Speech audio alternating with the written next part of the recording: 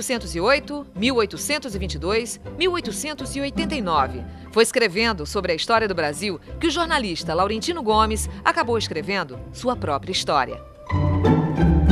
Laurentino Gomes, esse amor pela história, essa paixão toda surgiu ainda na infância? Você era aquele menininho nota 10 na escola? Como é que era?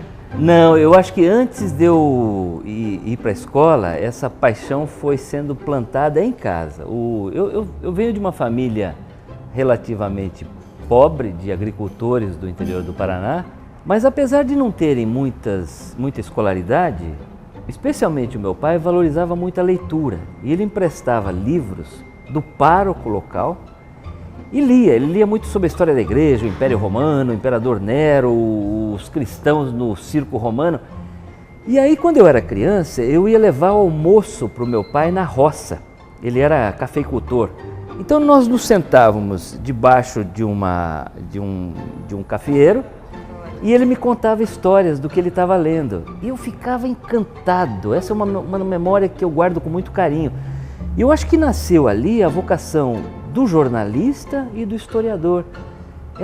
Esse encanto pelo passado, de onde nós viemos, quem nós somos, como é que nós chegamos até hoje. Eu fui repórter de campo, de rua, durante mais de 30 anos. Eu trabalhei em jornais do Paraná, trabalhei no Estadão, trabalhei na Veja.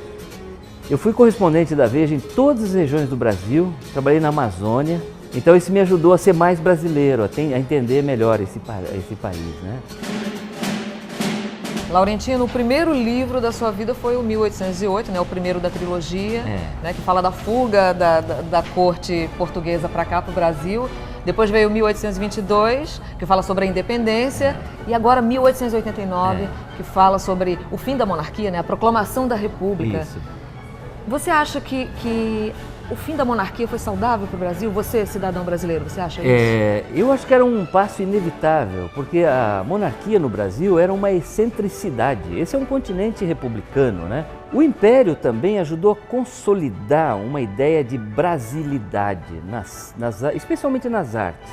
No Guarani, do Carlos Gomes, na pintura do Pedro Américo, do Victor Meirelles, nos romances do José de Alencar. Então, surge um imaginário, uma estética brasileira, nacional brasileira, que até então não existia. O Brasil tem ótimas leis. Tem lei que pune a corrupção, a criminalidade, a violência, e essas leis não são cumpridas. Então, provavelmente, se nós fôssemos monarquia, nós seríamos mais ou menos o que nós somos hoje. Não é porque tem um rei em Brasília que a realidade brasileira ia mudar muito. Independe do regime de governo, né, Laurentino?